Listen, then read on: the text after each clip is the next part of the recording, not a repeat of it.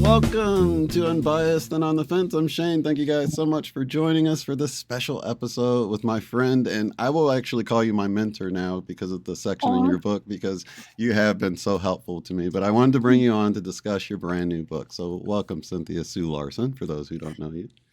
Thank you. Oh, such a pleasure talking with you again. I miss you, even though we talk every month. It doesn't seem often enough. You're just one of those special people, you know. You are too, and that's why I'm so thankful that we get to meet. Actually, let me bring that up really fast for the people. Yeah. Just because we are meeting you guys in November 7th through 10th in Nashville, Tennessee.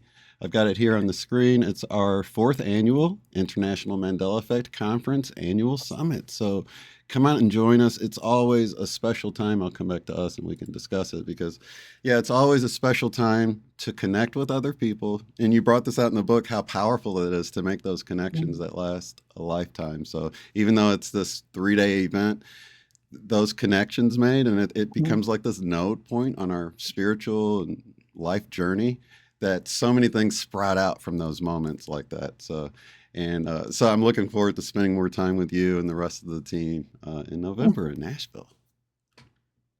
Yeah, actually, that's going to be, I was counting it out, but if you go, 2019 was our first one, right? And then 2020, we did a internet, 2021, 2022, 2023, and then 2024. So it's like 6 years of this. We've been around for a while. Yeah. And that blows my mind, but it's been during some weird times too. Tell me about it, right? It was like the Mandela Effect was just the start of so much weirdness in the world. I mean, I know. And you know, your book eventually gets to the Great Awakening, which is sort of where I landed with this whole thing. Speaking of the book, I just want to give like a little overview because it's so comprehensive in everything that it covers, and it's really good about not only keeping like a really broad audience in mind. I mean, I can see a teenager this be life-changing for like someone young, to especially the exercise. So not only is it like a book with information, like a resource for the Mandela Effect, but it also has these exercises, very, very easy things you can do that are just so thought-provoking, you know? And then it's got a glossary of terms. It's a masterpiece. So I wanted to start with that, and I can't recommend it enough. The link is down in the description, you guys. You definitely need to pick up a copy. Here it is. I got the hardcover version here. Isn't it beautiful? Yeah, I love the hardcover. It's worth it if you do use it like a reference, like a textbook or something. And that's kind of what I had in mind. Not a boring textbook, but the one I wish that they would have in school. Like that would be the coolest teacher. That's like, okay, kids, look what book I brought for you today. Absolutely. Like, oh my gosh, that would get kids interested in science, you know? Because I think a lot of people feel like, well, we can't inspire kids to get interested in STEM. It's boring. Not when you're studying the Mandela Effect. It's not. No, it sure isn't. And I really love the way that you were able to keep it scientific, but like for the layman too. So I found myself feeling like I can describe some of the things that's happening to me better, like a little more scientifically, because a lot of the concepts and things that I've experienced, I just didn't know how to put into words. And I'm like, oh, quantum tunneling, you know? And I think I told you I had to Google something. I didn't have to Google it. I just had stopped at this point and I was like thinking about the book because I had to go do other things. I was like, quantum tunneling, what is that again? And I Googled it, but you went right into it. Right when I went back to the book, you like explained all of it. I'm like, oh, I didn't have to Google anything. Everything. It's like a standalone piece.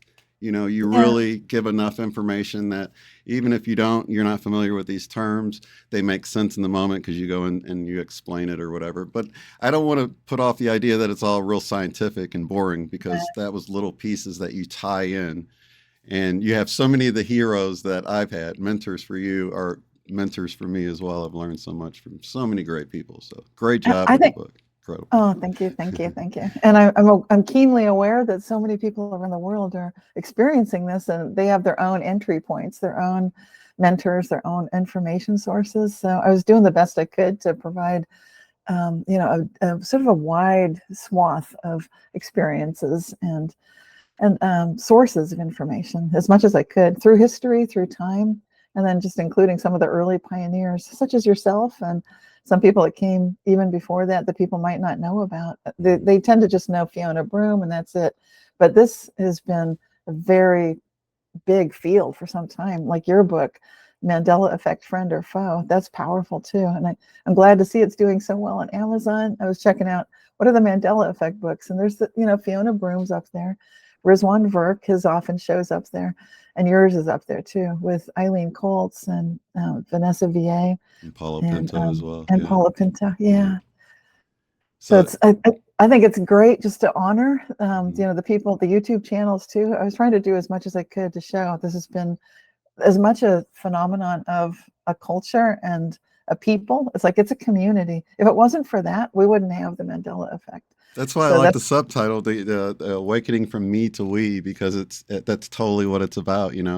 I really thought of this as a divine gathering because so many of us wouldn't have even met had we not started experiencing this and started asking questions and found other people to let us know we're not just crazy seeing this stuff. So that's been a and I'm wearing huge part of it. this shirt, of course, is one that you designed. I think you can see part of it.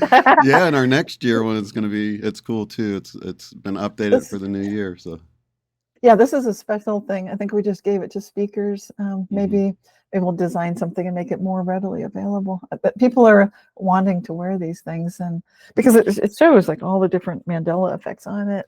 Yeah. And I love how you put the theme decoding the matrix right in Yeah. the center.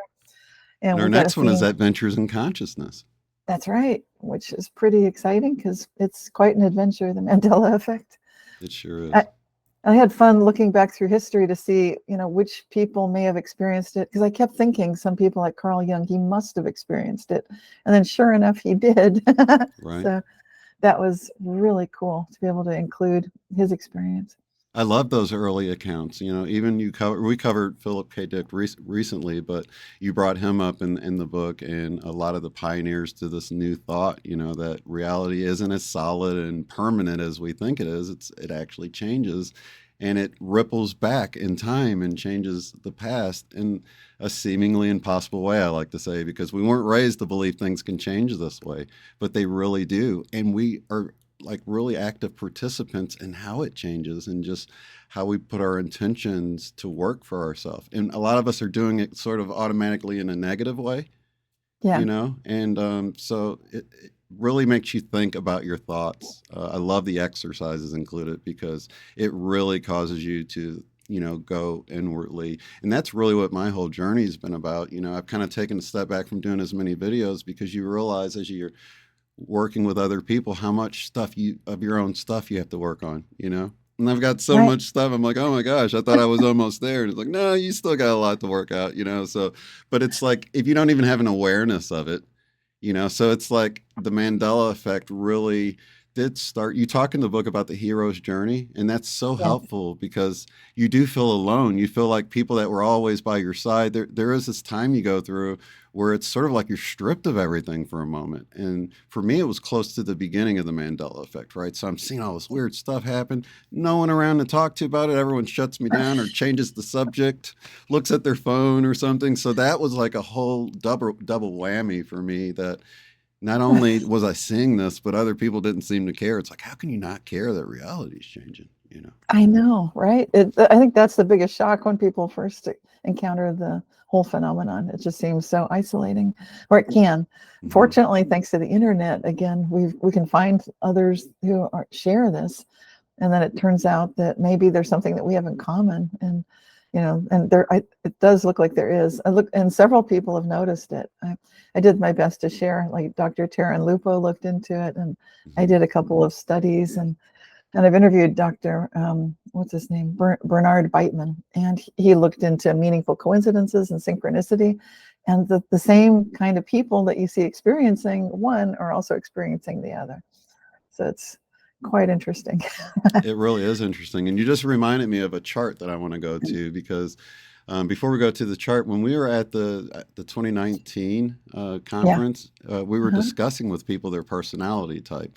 And I recommend to anyone who's watching this and you haven't done this, check out the Myers-Briggs personality test. You can do one online. It's just a series of questions, and it kind of tells you how you fit into, I guess there's 16 personality types. Is that how it works out? Combinations of all of them? Yeah, sounds right.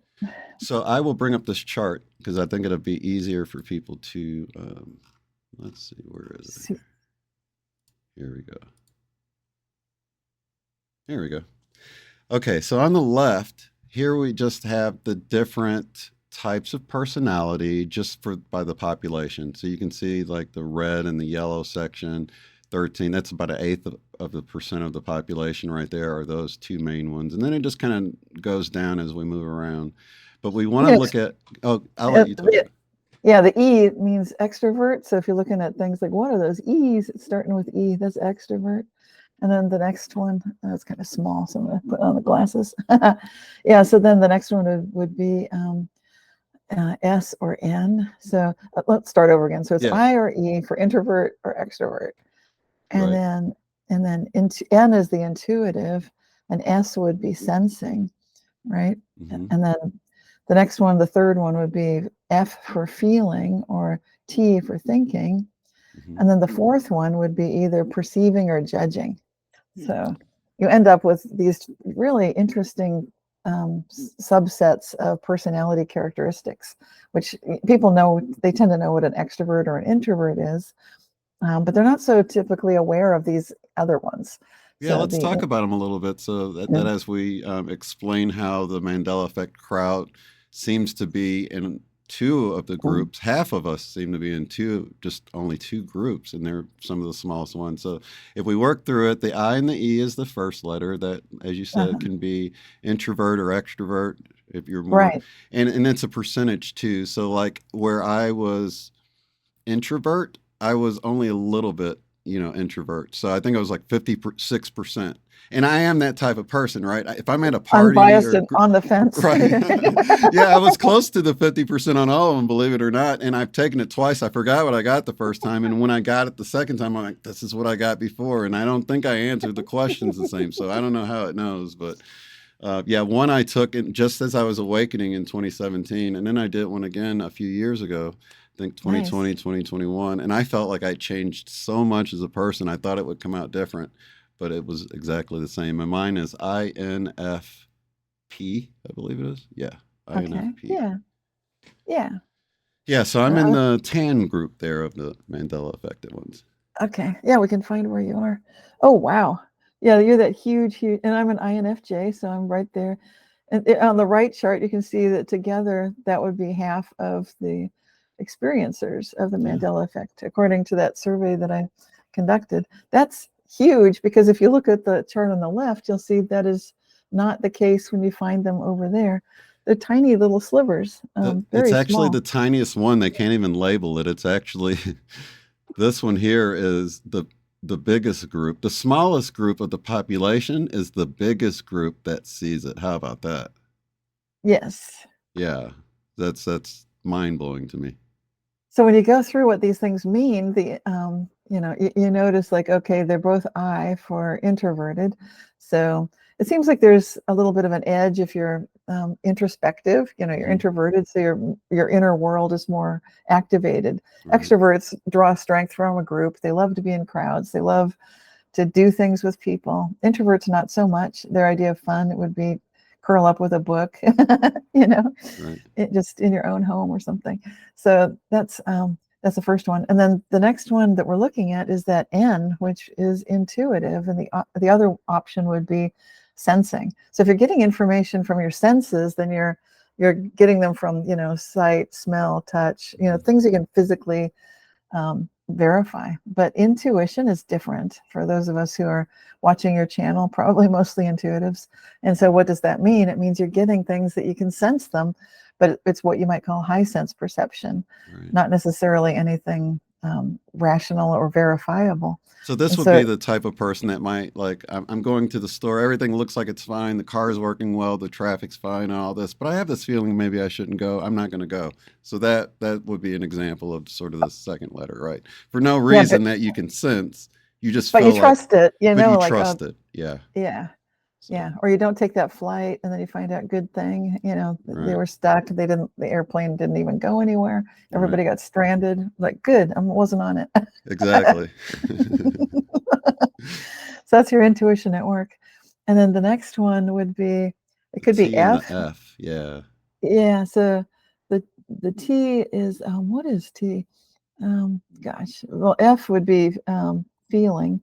So an intuitive feeler is the empath by definition. So when you got the intuition and feeling, so you're feeling things rather than, what is the T? I have to look it up in here. I want to say thinking, but I'm not sure that that's it. Let's see. Oh, thinking and feeling. I believe that's right. That is right. Okay. Yeah. So if you're thinking, it doesn't mean that people who feel are not thinking, and it doesn't mean that people who think are not feeling. It's just that would be the preferred way to interpret the world. So it's like when push comes to shove, are you going to trust your thoughts or your feelings? Right. And so that's what it boils down to. And your empaths, the intuitive feelers, are consistently trusting feelings. They know that that's that high sense perception territory, Right. outside of the visual range, outside of the auditory range. They know they're picking stuff up. I mean, I know it. It's like you can feel adjacent realities almost. So, yeah. So you're going with that. That's interesting. Yeah. Okay. So the F, we've got thinking and feeling, and then the J and the P is Judging and judging perceiving. perceiving. Yeah. Again, it's with that either or kind of a division, but you can end up, like you said, kind of on the fence in between.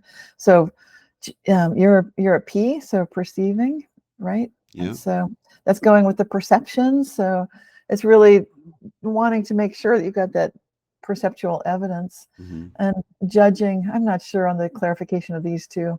It's a little sloppy, but the judging Why does it would work be, so well with it being so it's a, ambiguous I in a don't way? know. You know? This was a mother-daughter team, Myers and Briggs, that did this some time ago. And as much as people try to discredit this, it does seem like it holds true. Like it's showing something about personality that can be consistently tested for. And then I'm looking at it because I had a feeling that it would show us something, which it is. It's showing us the intuitive feelers are, the lion's share of the experiencers of this phenomenon. And Bernard Beitman, I interviewed him on my podcast, Living the Quantum Dream, and he was talking about how he'd set up a study to show that people who they believe in something greater than themselves, and they're kind of practicing this art of connecting with it or relating to it, and that's the key. And I'm pretty sure that's what intuitive feelers are doing all the time, is that awareness that there are levels of ourselves that we can be in contact with, and that there is the possibility that there's information accessible to everyone that we can access. When you kind of have a feeling for that, it looks like this is the gateway to the Mandela Effect. So there's something really interesting here. And Dr. Taryn Lupo saw something similar too, back when he was involved with the Mandela Effect, and he did a really cool survey. So it's like we're getting confirmation across the board on this. It's really interesting as I look at it and I see the NF, the intuitive feeler, and then I see that's what the two largest groups, over half of the Mandela Effect experiencers, have the N and F in the middle.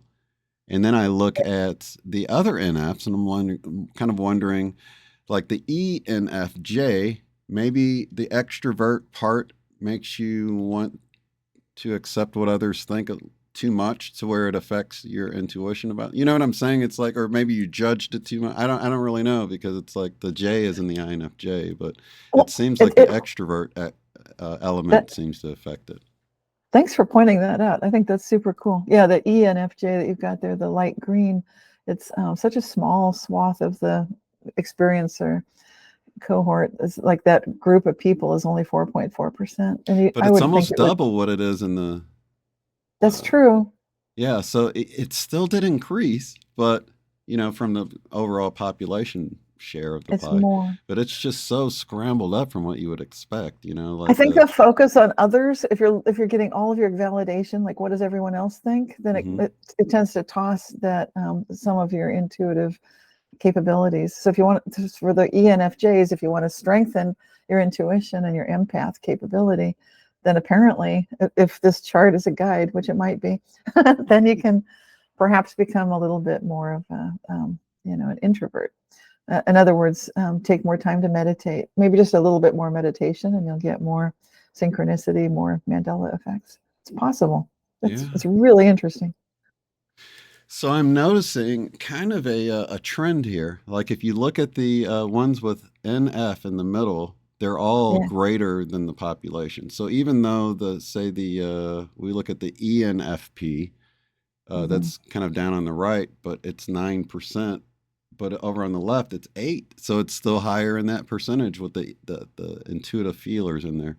And then again, on the one we were Yeah. talking about, the ENFJ, that's at 4%, but it's still, it's only 2.5% of the general population.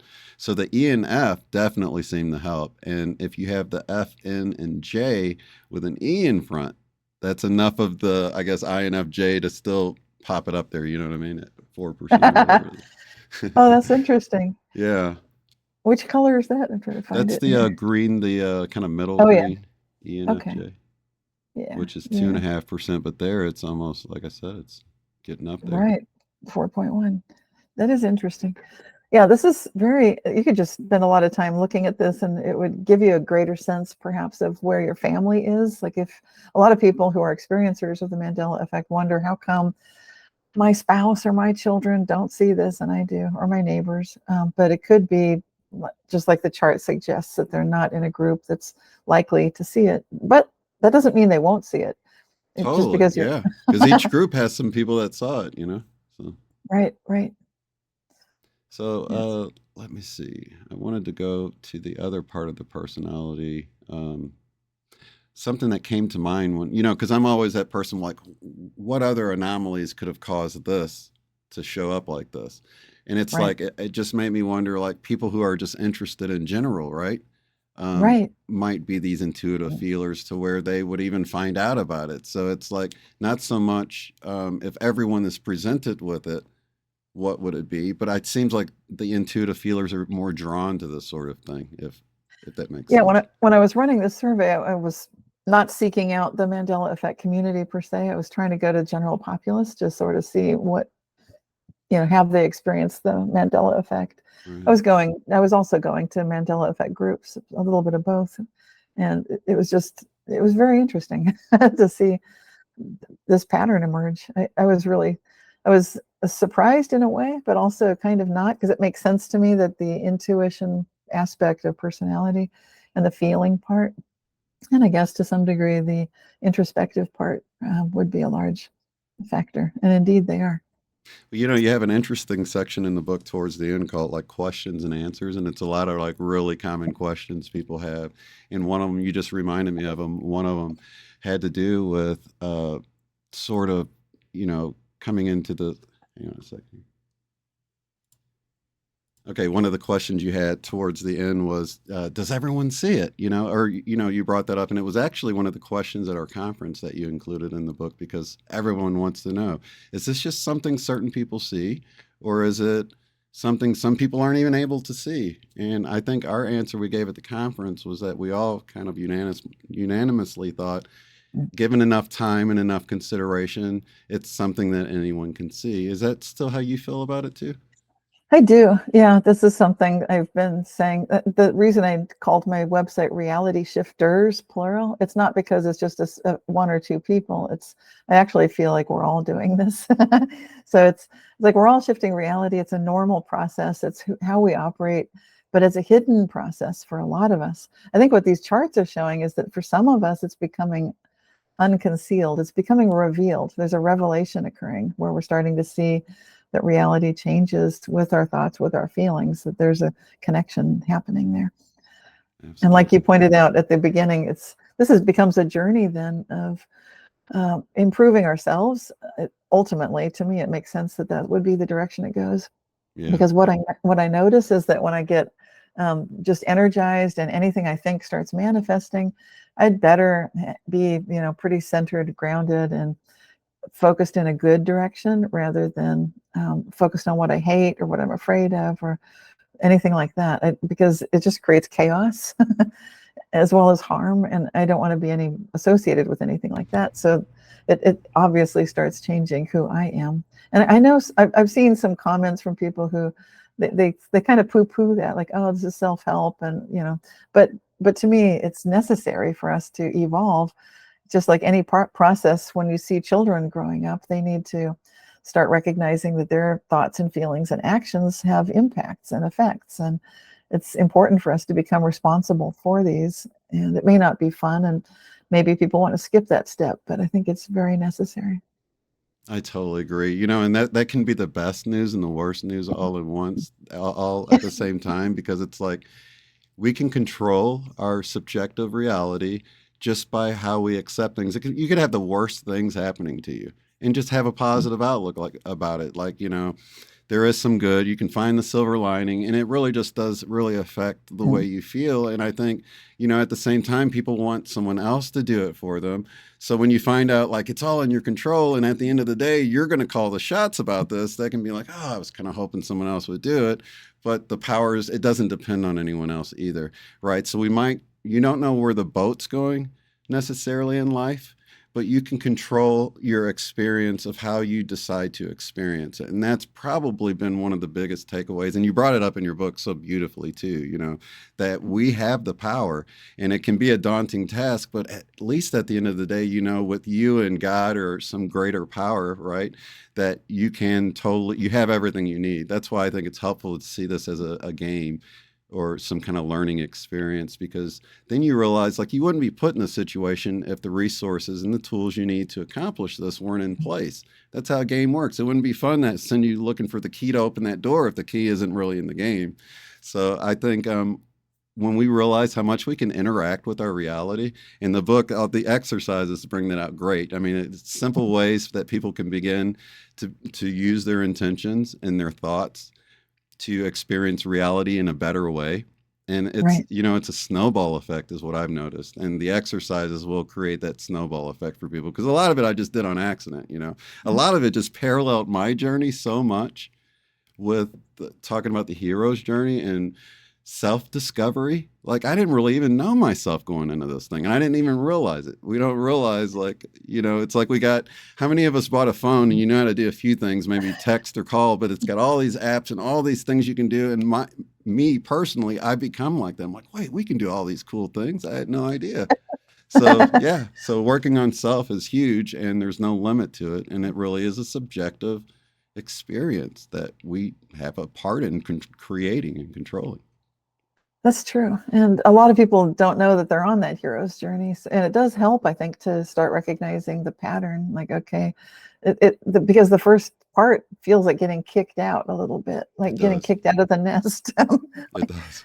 not ready to leave. And then what is going on? And no sense of what's happening. It Yeah. just feels shocking and disturbing. But then you can find friends along the way, Right. other experiencers, and that's where conferences like ours come in handy. They're lifesavers, because then you can find that you're not alone, and you can start experiencing fun stuff gathering together too. Yeah, there is that period of feeling so alone in the beginning for a lot of people. I know I totally felt that, but I'm an introvert, so and Yep. that could be why people kind of push that away. That makes me feel alone. I don't want to, that makes me not feel part of the group, or even I had thoughts like that, like, am I gonna have to play along, and then my wife would say things like, I just don't want the kids going to school and talking about this. And then I kind of got into fear, and I'm like, yeah, they might think I'm crazy and come try to take my kids. And you go through this whole plethora, sorry, I hit my mute button, plethora of thoughts, in the beginning, and fearful thoughts, excitement and fear, and you kind of go back and forth. And just to bring up my wife once again, like at first she was totally not on board. And I found that, just leaving her alone about it, like it was hard because I'm excited and I want to talk about things. So I noticed the Mandela effect and bring it up. But once I saw her like getting upset about it or it being annoying to her, I just kind of left her alone. And she finally came around in a few years. She was going to like the Mandela Effect researchers on Facebook and bringing me little things and stuff like that. So just as an Nice. encouragement to people, and looking at this personality chart here, just give people time. I think for some people, it's just like a mind blowing thing that they just automatically reject. And I think how we approach them also, if we're kind of freaking out about it, they don't, that's going to kind of, they're like, I don't want part of that freaking out. So, it, it's good for people to know that we're not all just weirdos, that we're pretty right. normal. Yeah, but it was difficult when my kids were noticing that I was fascinated by this mind matter interaction stuff. It was before it was called the Mandela Effect, but Right. my kids were sort of embarrassed about the whole thing. And I remember when we were traveling through Europe, we took a European vacation, myself and my two daughters, and they, I think they were surprised that I would be talking openly about these things. This is before the Mandela Effect even had a name. but they were sort of horrified, like, oh no, she's going to talk about, because someone asked, well, what do you do? And like, I start talking about mind matter interaction and reality shifts, and they're like, oh no.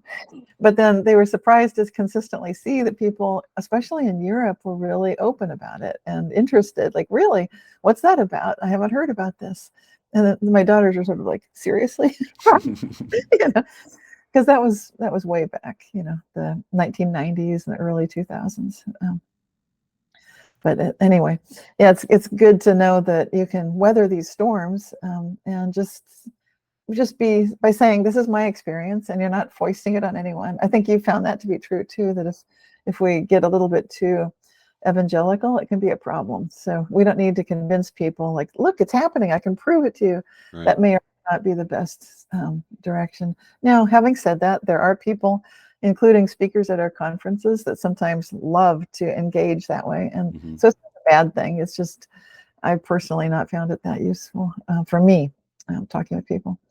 But sometimes, like John Kerwin comes to mind. He's talking with other Bible scholars and noticing that they're actually unintentionally, perhaps, going right into Mandela Effect territory. And I think that's bothersome. It's like, then you can't stand it. Like, oh, come on, guys. Haven't you noticed the Bible has changed in all these places? Right. So I get that all the time. If somebody's like, judge not lest you be judged, I had to hold my tongue like, that doesn't exist. You know what I mean? Because I know. it could, and it's like that at gatherings, right? A song would come up, a movie, something, and it's like, oh, got a Mandela effect. You're just like holding your tongue the whole time because you don't want to be the weirdo that keeps bringing it up. That's why I like these get-togethers, because when they come up, everybody's like, yeah, I know about that one or whatever, so it's really fun. And that's when I was writing this book, you're right that I was writing it for like a wide audience, because that was the idea, that you could just have it casually on the coffee table or something. Yeah. Or if you're homeschooling your kids, you can have something interesting to get into science, that suddenly they really love physics a lot more than they did before. So it's fascinating. Well, fun and interesting is the book, and that is the way to sell the Mandela effect. If you come like the fabric of reality is tearing, and you know what I mean.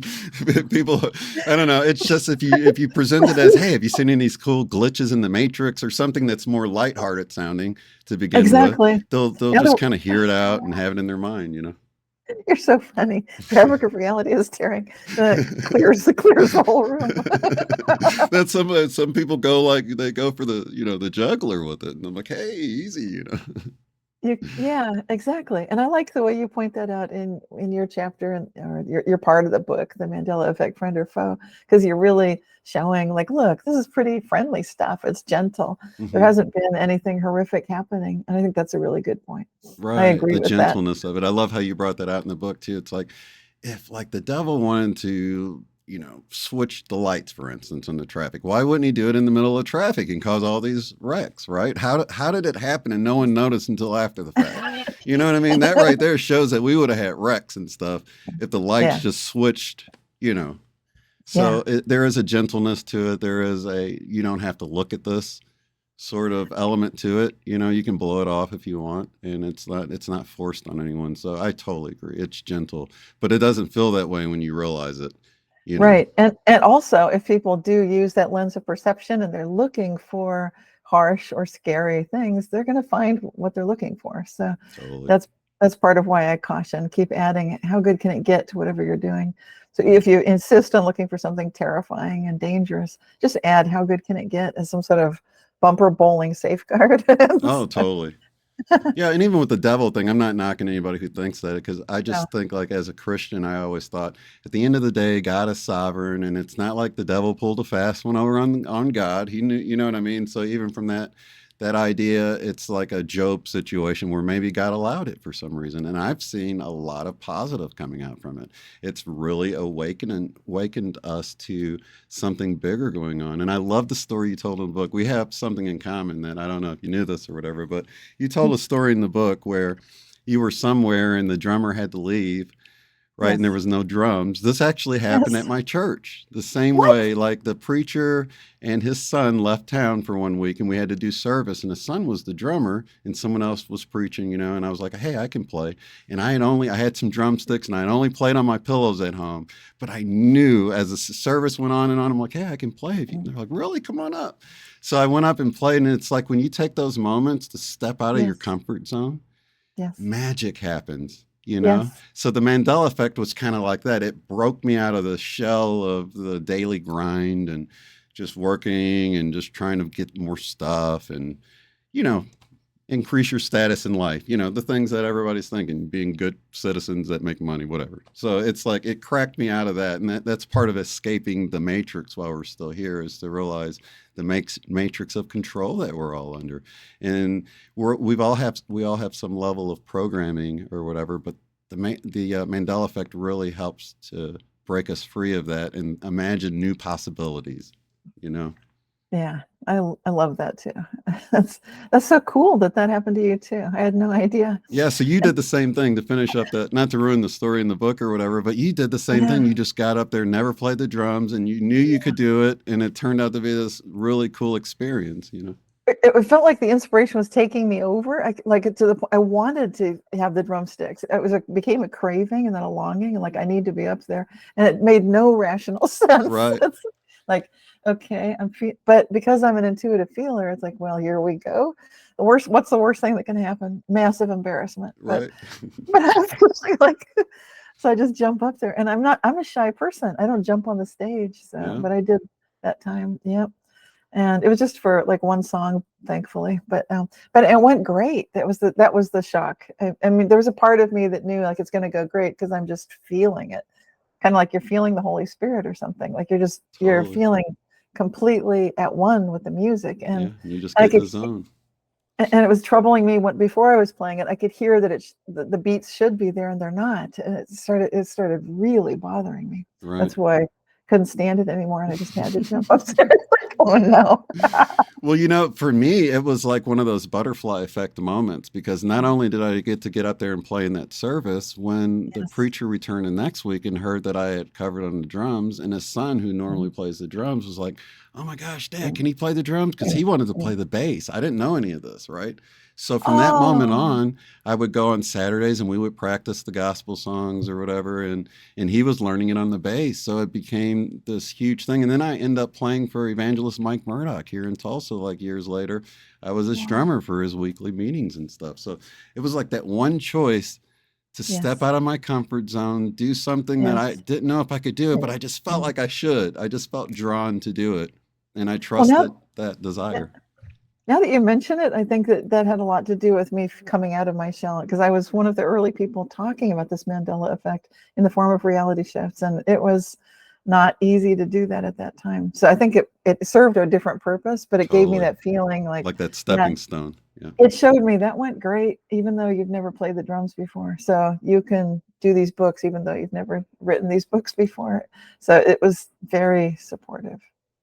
I want to talk about, we got about 22 minutes left. I want to talk about some of the misconceptions with, changing your reality or shifting your reality. Because I think a lot of times, when the law of, not the law of one, but when The Secret came out, a lot of people had ideas about how it works, but it was and that's sort of like a reality shifting idea, right? So this has Okay. sort of been getting interjected into the human consciousness for quite a while right now. But what would you say to the people that say, I try to create my own reality and, I'm not getting the big truck of money pull up in front of the house or whatever, whatever we're desiring or whatever. Yeah, people actually write to me hoping that dead people can come back, because I shared early on. I talked in one of my first books, Reality Shifts, about my neighbor's cat that had been hit by a car and died, and then that cat was alive again. So and I talked about Larry Hagman, the actor, being alive again. So in my book Reality Shifts, not only was I covering Mandela Effect, but I was covering specifically the alive again part of it. And so I do actually get a lot of people asking, like, okay, there was a medical mistake that was made and my loved one, they died. I want to reverse that mistake and bring them back. Mm-hmm. And so you might think like, well, how could people even believe that could happen? But it can happen. Nelson Mandela, obviously, Eileen Colts went to go interview him, and then it's like it's so weird because then she knows he had died, but then he was alive again. It's very when you're that close to it and you see it, and you've got that in your book, Mandela Effect, Friend or Foe. Yeah, that's wild. That's so wild. So anyway, that's something that comes up a lot, and it's very interesting how do I handle that? Well, basically, I say actually anything is possible. I'll start there. Anything's possible. Mm-hmm. Having said that, it's necessary and important for us to clear out of our belief constructs. We've got neurons in our brain, neurons in our heart, neurons in our gut, and at all these levels, we can become convinced and believe things, thereby kind of quantum Zeno effect. I'll use a term from the book, Mm-hmm. lock it in. So if you're locking it in with that much belief, then you're operating against your own desire. And so I don't so much hand out recipes for success, like here's how to bring back a dead person, because I don't see it like, first preheat the oven to 350 and then make sure you've got eggs. And like, no, it's not a recipe. And this is basically what we're doing is we're working with our levels of consciousness as well as the highest level, which you might call creator, the absolute God, source, universe, whatever you want to call it. It's quite real. And so that absolute is going to have the deciding decision, nature, whatever you want to call it. Nature decides, God decides, it's going to happen at that high level. But there are things we can do to make it more likely. And so that's why I work one-on-one with people, long story short. But I don't have like a cookie cutter answer for everybody. What I can say is, could this happen? Yes. Mm-hmm. And if same thing with the money, that might seem, usually people feel a little more like, well, maybe that's more likely that I could get the truckload of money than have my grandmother alive again. Right. Like, okay, whatever you believe. But the truth is, can God, the absolute, do that? Absolutely. Yes, God can. And I've seen it so many times. I've seen a flat tire completely be fixed. When I got out of the car to look at it, it was already fixed. There was nobody there fixing it. I just pulled the car to the side of the road. I've seen things that there's no way they could happen, but they did. And so to clear or a door money being unlocked that you knew was locked, right? Yeah, right. Yeah, but I do have a very short, high energy money book to help people with their I love individual that book, by the beliefs. way. Yeah, that Oh, book's thank you. awesome. Yeah.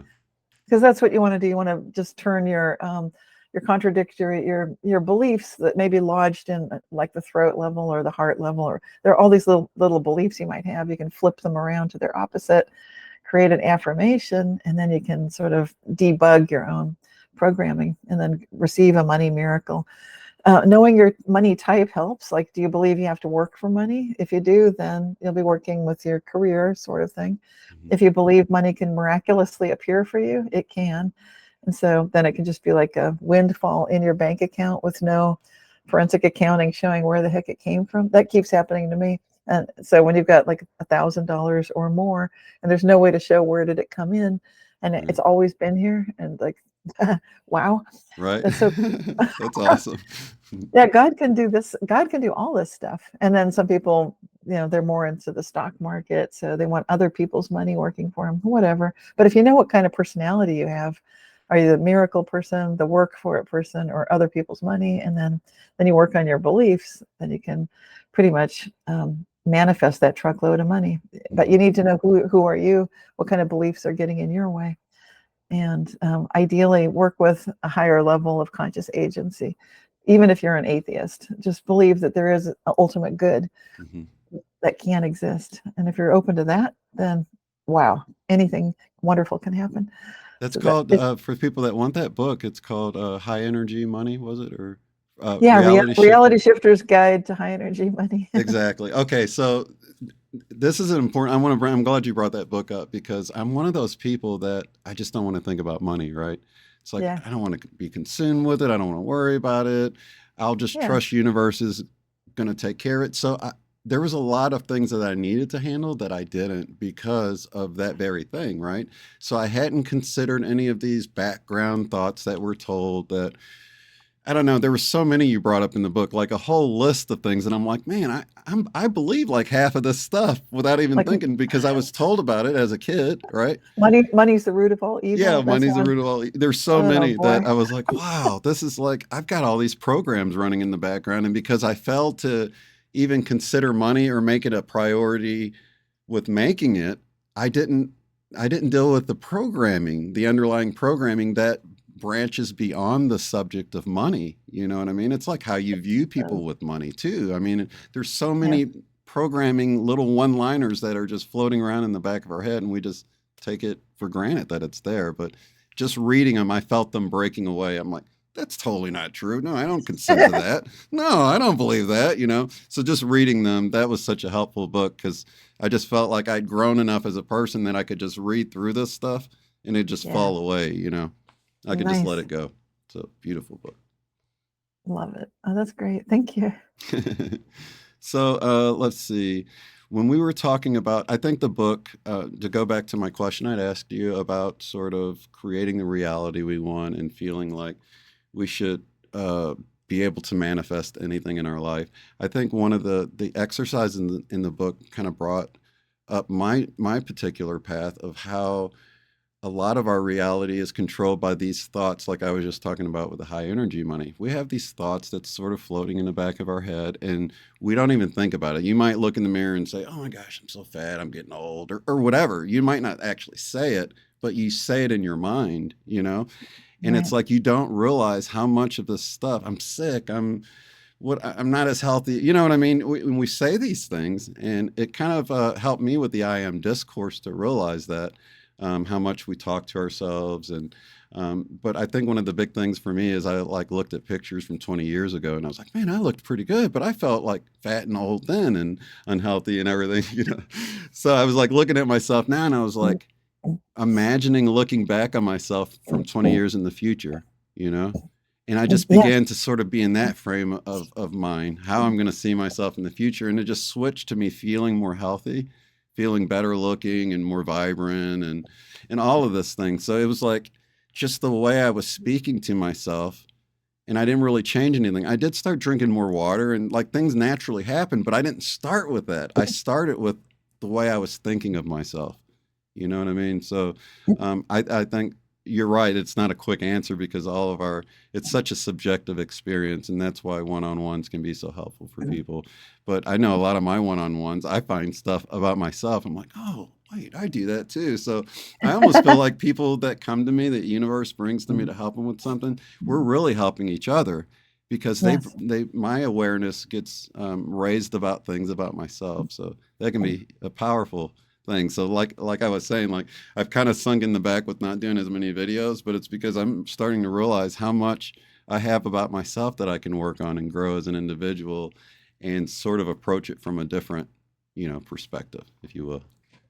Yeah. I love how creative you are, though, too. You're always doing music and working on yourself and helping people. And I really appreciate who you are. Oh, Just thank you so much. the gestalt of you. You're so inspirational.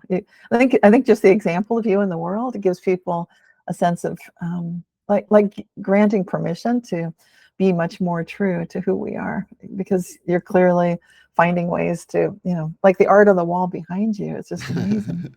Thank you so much.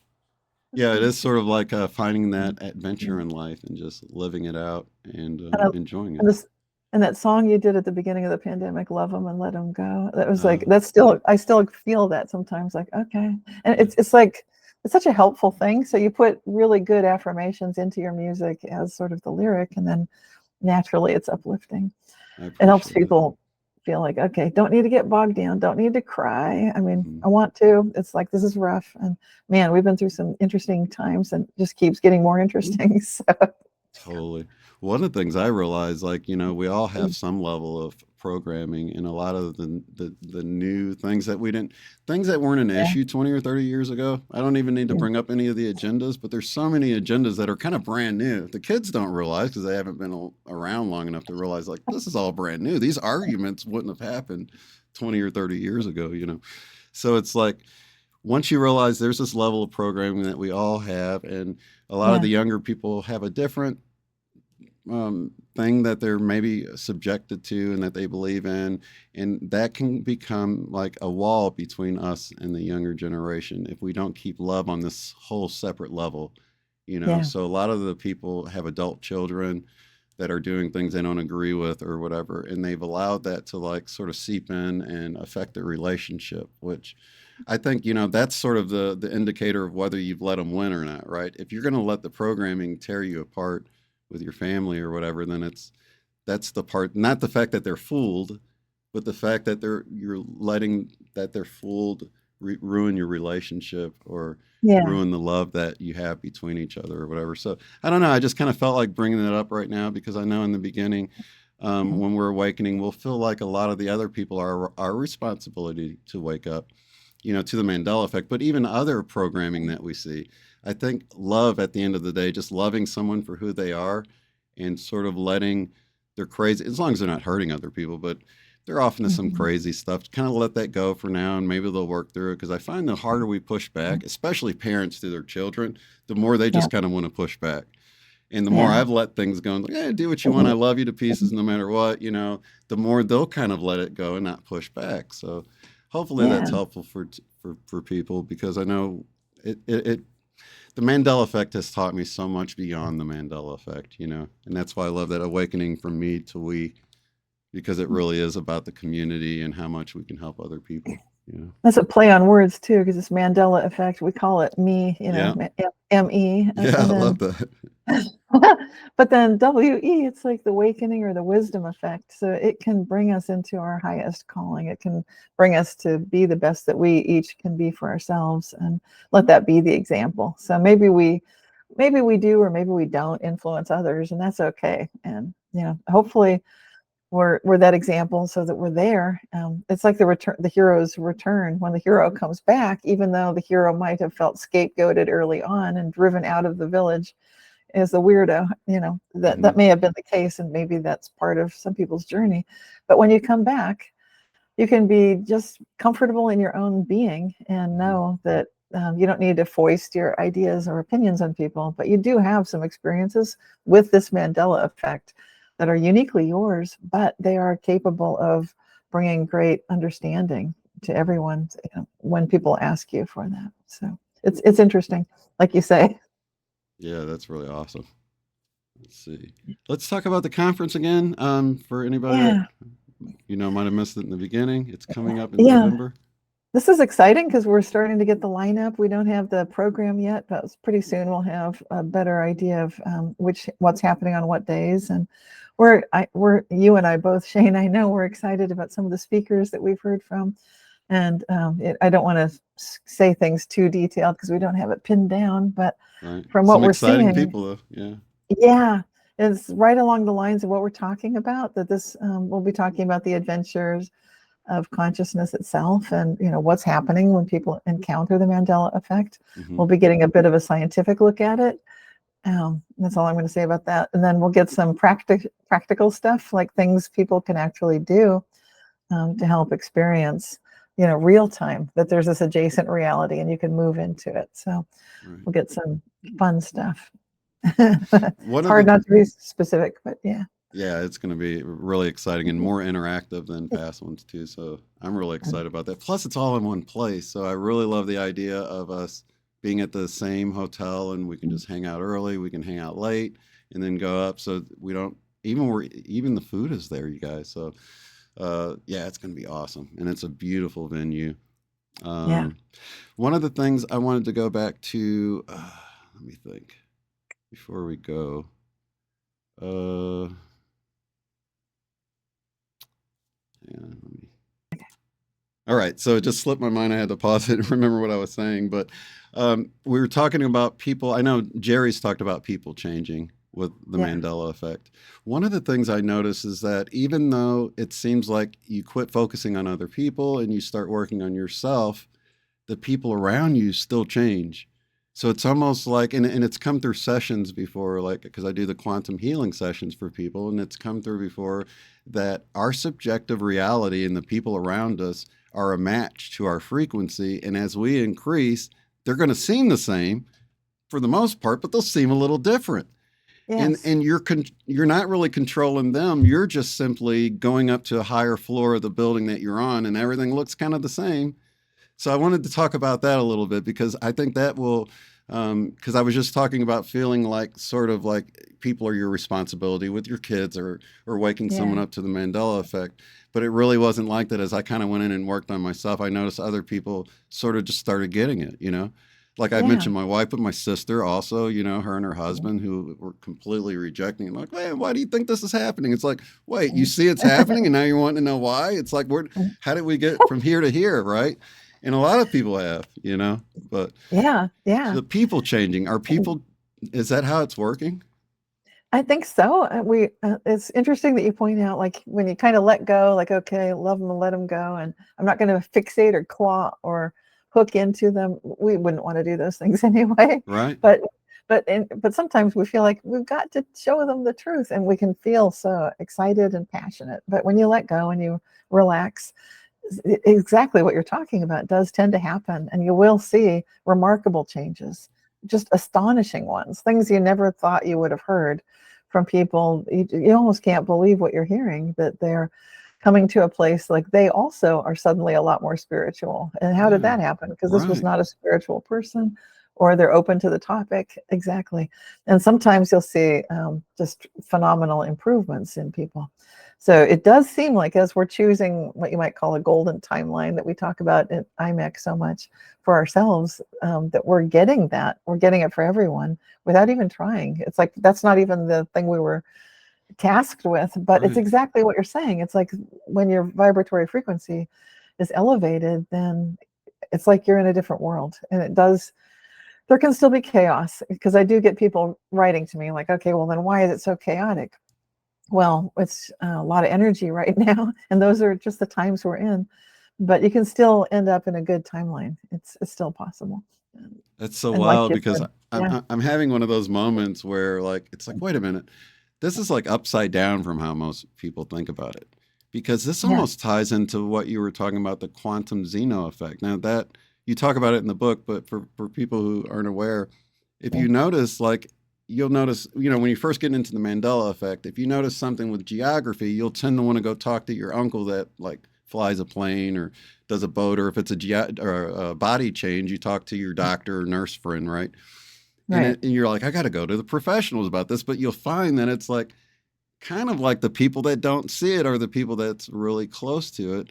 And I'm like, kind of like moving this parallel over to, if you're so Yes, fixated on someone not waking up, then you're almost holding them in an asleep state, aren't you? It's like letting go absolutely. does the magic. It's very true. Yeah, letting go Wow. does the magic. It's going Wow. into that wave. It's going into the wave function, instead of locking it in as a particle. So that's another way to look at it with Wow. physics. So you can just relax it, let it go into that wave function state. Just relax, let go of the tension, love them and let them go. Like, they're cool, everything's fine, it's all perfect. And then you freak out, like, but they don't believe. Like, oh, let that go. Right. It's fine, everything's cool. And you'll be amazed, because then when it locks back into a physical reality, sometimes you'll see, like you said, they're asking you, why is this happening? Like, wait a minute, what? Yeah. You acknowledge it's happening? I Right. love that. Yeah. So yeah, it's just like you shift. So yeah, once again, it's like letting go. And I feel like I knew all those things, but now I like know it a little bit better. Like, wait a minute, we're actually holding them in that place.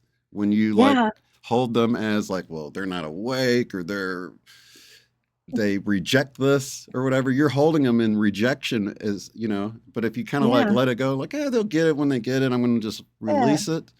Then you've Yeah. released them to grow or to awaken or whatever. So yeah, that's an And epiphany for me. I'm glad I had it right here live with you. it's so huge, and I love the way that that came too, because you thought it, you got, it's like you couldn't find the thought, and they found it, and then it got away, and then he found it, and I want to bring that up, because I know that happens to a lot of people, and Yeah, it that's just happened off the interesting. air. I had to pause it, you guys, because I got it and Yeah, then I like lost it. And I'm like, wait, it was something. And then I got it now, you know, and then I had to, I'm like, let me just jot it down before I forget again.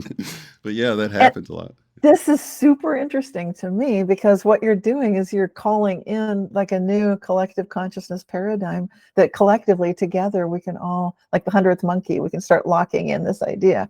Right. Like you don't need to lock in a bad reality. So we don't need to fixate on the problems. Just love them and let them go. Whether it's, doesn't matter who it is, but family can often be Hmm. triggers, and just realize they're cool, everything's fine. Just love them and let them go. And then you realize, like, wow, I was kind of locking them in. But that idea, the reason it kind of kept elusively slipping away. It's almost like collective consciousness is not quite ready for that one. It's kind of like, no, we must vilify the opponent. And it's like, why is everything so contentious and political, even if it's not politics? Why is everything so crazy? It doesn't need to be like that. And so this is another paradigm. And it's liberating, you know, when you realize that you don't have to control all these things that you can't control anyway. I mean, we think we control all this stuff. And it's like, you know, even like your kids, we all worry about our kids being safe and, you know, maybe they're starting to drive or they're going off to college. And you got to reach the point where you're like, let go and let God. And you're like, I just got to trust that God's looking out for him like he looked out for me, or, you know, and that, and then it's a liberating feeling, you know, because worrying doesn't do anything. You know? Exactly. And that's, I think a lot of families are getting kind of split up and splintered all different ways. And this is a good time because there's heartbreak involved with that. We're social beings and we want to be together. But after this crazy few years, there's been a lot of strangeness, and we don't need to fixate on how somebody is, what we think they are. You know, just let them go, you know, set them free, love them just as they are. And wait and see what happens. Yeah, because it can be quite magical. Absolutely. How good can it get? How God can it get? Yes, I love it. Let me pull up Indeed. this before we go. Yeah. Mention this one last time, you guys. I'm so excited about November. This is for the Mandela Effect only. Not really, but there's a QR on the screen though if you want to click that to get tickets. And let me see if I got another one to show here. What's cool though is people, when we get together, you can feel the energy. It just feels so freeing to be able to say all the stuff that you normally can't say. Like that, connect with your soul family. How perfect. It's the perfect one to go out on here, because it really is what it's like in making the connections. I was so thankful for the other get together and all the people that sort of got each other through during the lockdowns, because they got to meet people. They got to, you know, hang out on Facebook and stuff. So yeah, connections that'll last a lifetime. So please join us, you guys, in Tennessee, Nashville, Tennessee, November 7th through the 10th. And that just happens to be the same dates of our original one. So this is going to be like a throwback. I love the energy with that. The day after it ends is 11/11. We had a lot of cool synchronicities when we were going back home last time. So I know it's going to be magical. And just for those who didn't notice, this is going to be later in the week after the election. Right. How about that, right? So it'll be healing. So no matter what happens, it'll be a good way to come together with community, and very supportive. So. Absolutely. Well, get the book, you guys. I'm telling you, it's a good book to share with people. It's a good book for yourself, even young readers, old readers. I can't really think of a group that this won't fit for, because it was written so well. It really is a masterpiece. So, thank you so much. Thanks for the great conversation today, too. I just love talking with you and love what you're doing. So thank you for being you. And thanks for everybody who's watching your channel, too. You've got the best community. Really thank you so much, Cynthia. And I'm looking so forward to seeing you and so many of you guys out there in Nashville this year. So get out there, let's connect, and we'll move forward as a community. Awakening from me to we. Yes. How good can it get? How good can it get? All right. Lots of love, light, and unity to each and every one of you. We'll see you on the next one. Peace.